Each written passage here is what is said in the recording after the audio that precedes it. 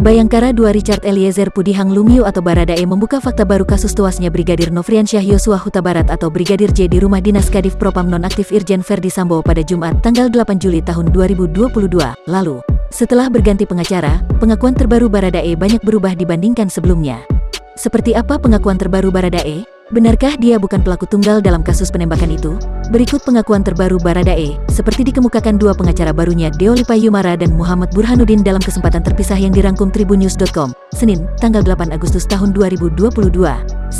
Tidak ada motif membunuh Baradae. Deolipa Yumara mengatakan kliennya Baradae tidak memiliki motif untuk membunuh Brigadir J.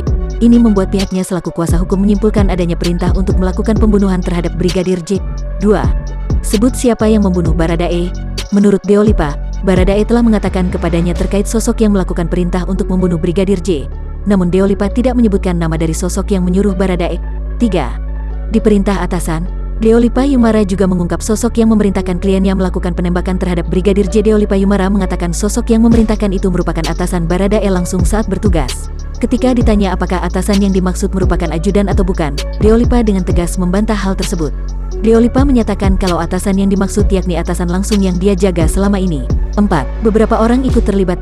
Deolipa Yumara juga mengatakan ada beberapa orang yang diduga ikut terlibat dalam kasus tewasnya Brigadir J. Hanya saja, dirinya tidak menyebutkan siapa saja yang terlibat.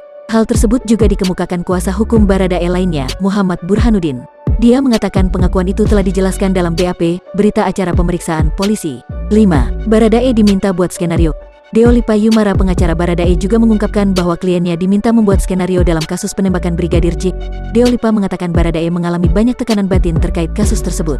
Ketika ditanya apakah itu juga termasuk soal status Baradae yang sebelumnya dikatakan sebagai pengawal pribadi kemudian jadi sopir, hingga pernyataan soal jarak tembak yang berubah dari 6 meter jadi 2 meter, Deolipa membenarkan hal tersebut.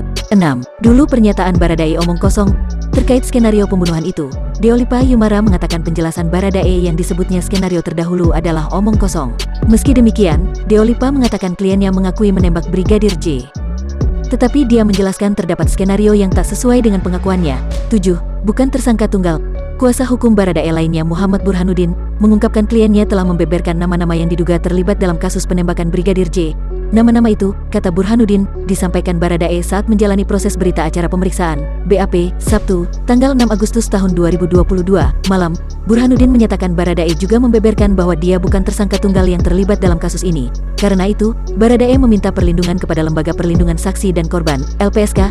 Pengakuan yang disampaikan oleh Baradae, jelas Burhanuddin, membuat status kematian Brigadir J menjadi terang benderang. 8. Tidak ada tembak-menembak dengan Brigadir J. Dalam wawancara dengan Kompas.tv, Muhammad Burhanuddin mengakui tidak ada tembak-menembak Baradae dengan Brigadir J di tangga dan depan kamar istri Verdi Sambo.